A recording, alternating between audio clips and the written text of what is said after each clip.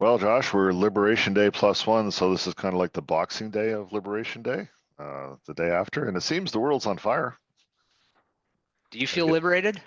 I don't know what liberation feels like, but I don't imagine this is what it should be. No. I think if I am correct, it feels like higher prices on everything your country imports. I'm pretty sure Yeah, that's what it feels like. yeah. No matter what your country is, actually, like it's all of them, and countries we've never heard about have been affected by this. So it's pretty all-encompassing. But the market seems to have reacted decisively. It seems to be bad news for a day anyway. Yeah, for now, I think one of the headlines said this morning it was worse than the worst possible news. So Worse than, wow. could figure that out, right? I'm not sure where they go from there. Yeah, that seems a little bit extreme to me, as headlines tend to be, but market's decisively down today with global stocks down about 3%. So it's being reflected in the values of a lot of businesses out there. It's being viewed very negatively at the moment. So year to date, the market's down 4%. Depends what market you're looking at. I think in Canada here, that's probably about right. South of the border, it's more than that. But for most markets, and actually I think Europe's still up. So depends where you look. Depends which market you're talking about. Globally, we're probably down about that same level. So it hasn't been a great start to the year. Also not a catastrophe. A lot of people would probably be a lot more pessimistic than their portfolios are actually showing at the moment. Well, it was interesting for me that we kind of crossed a threshold today because everybody keeps asking us about is there anything out there to buy? And it was interesting to see our group get a little excited today because there was some really beat up companies, and I don't know how much you want to share from how we made the sausage, but we got excited enough to do some stuff. Yeah. Well, I've had those questions too from clients over the past few weeks or so, especially those that are a little bit more comfortable with volatility, asking, is now the time to put more money into the market? And I've been saying, like, we're down like 1-2% on the year. Just pump the brakes a little bit. But now, and I said that the headline number, we're down about 3% on the markets globally. But if you split that apart a little bit, there's some parts of the market that are getting really punished today, and those I think that on the surface have a bit more exposure to international trade or are the or ones or, that are or, getting hurt or the most. perceived exposure to Exactly. international event, right? Because again, Yep. these Yep. these decisions are all happening in an instant without necessarily the complete due diligence that would be required to get a nuanced answer to these questions. So, That's right. Well, I think the due diligence required doesn't really exist because nobody really knows, right? You yeah, don't know exactly what the impact is going to be. You don't know how capable some of these businesses are at pivoting away from where they're sourcing product or where they're selling product. We don't know how long the tariffs are going to be in place. So, and when prices increase, it doesn't necessarily mean things are bad for the business. It just means maybe there's slightly less demand because prices are higher. So there's a lot of unknowns. So anybody that says confidently they know how this is going to impact business X or business Y, they're fooling themselves and fooling everybody else too. So that's where we get kind of interested because there are some businesses that we think are super high quality that are out there that sure are exposed to international trade in some respects, but they're down 15-20% today. yeah. And I just don't see profits because technically or theoretically a business is worth all of its future profits discounted to today.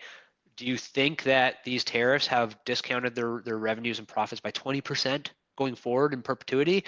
I'm simplifying things a little bit there, but the answer for us is probably not. Yeah, well, I mean, for me, I look for a couple of key words in market commentary to understand where we are, and the two big ones I look for are plunge and soar. Because like Yeah. if somebody says Yeah. to me, you get on an elevator and it's got two buttons, one's plunge and one's soar, like that's an elevator you don't want to stay on. But Which one are you picking? well, exactly. I mean, one Yeah. means go up and one go down, but they seem so much more dramatic than that. But and again, I think that we need to add the normal caveat that we put on something like this. There are some individuals who are going through absolute hell of this. There are industries that are laying off massive amounts of their workforce. There are people that are within a couple of years of retirement whose livelihoods are being dramatically disrupted right now. So there's absolutely human toll playing, and I don't want for a second to come off as glib or unfeeling, but people turn to us for a market commentary, and the market's going to market. and the capital allocation is going to continue. And I think the biggest thing I'm waiting for is, okay, what's the next announcement? Because there needs to be a next announcement, and is that going to come out of the U.S. or is that going to come out of somewhere else? And the ball's going to keep bouncing. But I'd like to give a shout out to all my gold friends today because I checked, gold's down today too, and No, a, how sh- could it be? a shout out to my Bitcoin friends. Bitcoin's down today too. So for all those people who have told me over and over again that these are such great places to be in times of tumult, we have tumult on the turf, and apparently we've been let down again. And I'm waiting for the comments to come as to why I'm wrong and somebody to stand something up to prove me wrong yet again. Right. Well, it's important to acknowledge the human impact. It's also important to acknowledge people are feeling pretty bad as investors this morning, Yeah. right? Like there are people that have lots of money saved up or not a lot of money saved up, whatever it is to you, that are feeling pretty beat down this morning, and that's being reflected in the values of their portfolio. And they're going to be upset, they're going to be frustrated, they're going to be fearful. Yeah. And all of these are emotions that don't really mix well with making smart or prudent financial decisions. And that's the thing that's important to remember as we sit here today. It's very tough to make good financial decisions under periods of stress like we have at the moment. Yeah, and again, that's why we exist, professionally. That's our role, to talk to clients and put things in context for an individual circumstance, because everybody's circumstance is a bit different, and everybody's reality is a little bit different. And that's up to a good advisor, a good advisory team to communicate with somebody to give them confidence in their portfolio. So this is where hopefully people are way more interested in what we have to say right now, which is nice. So it's nice to be popular. So hopefully we can provide some comfort, and we're here if people need to talk. We have time, we have interest, and we have some knowledge, and we can help out. So is there anything else other than the disappointment in gold and Bitcoin that you found odd today? I think that the response has been a bit more dramatic than I would have expected. I actually am not surprised to see down 2 or 3% or whatever it is based off of all the things that were announced. I am surprised to see some businesses down, 20%. Like, I just don't, I'm not quite there yet in thinking that the effect is going to be that dramatic or that long Permanent. standing. Yeah. Exactly. Permanent. Permanent's a great word. Yeah. Yeah. Yeah. No. Yeah. It opens up the other variable to all these things. What was priced into the market? What were people's expectations going into today? Which Yeah. is kind of the final piece you need to get right if you're trying to time these things. Like, you have to understand what's priced into the market, because the market's going to react not necessarily to the news. It's going to react to what it's done to the expectation. So I think that's part of what we're seeing happen. Like, there's the expectations on specific industries have changed far more, and which is affecting the overall market. So, but we're going to stay frosty. We're going to stay plugged in. We're going to stay involved, and we're going to keep trying to put out as much commentary as we think people are interested in.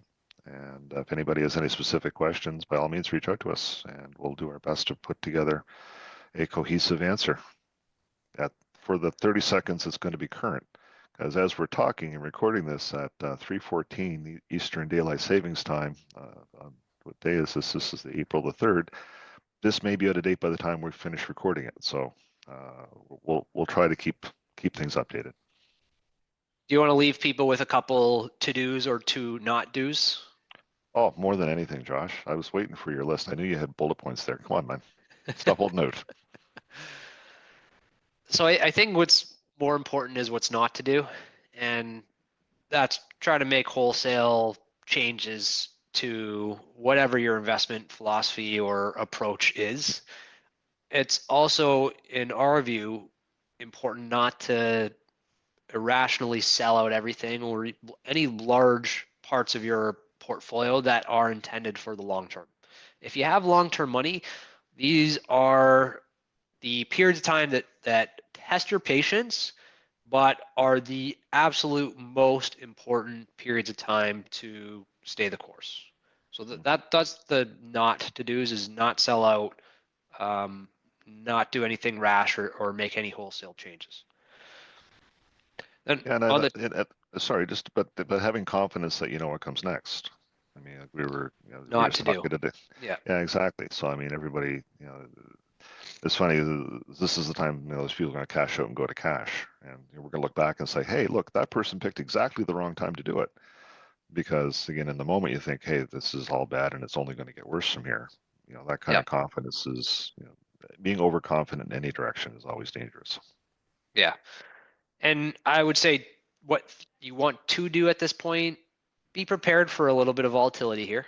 We don't know that this is the worst day or as bad as it can get. So can it get worse? Sure. So just be prepared to have to be a little bit more patient and a little bit more uncomfortable than you would normally like to be. Yep. And the other thing you can do is Google fainting goats and go to YouTube and watch all of the videos on fainting goats because it'll put a smile on your face and maybe replace some of the negative emotions you're having with watching the stock market news today.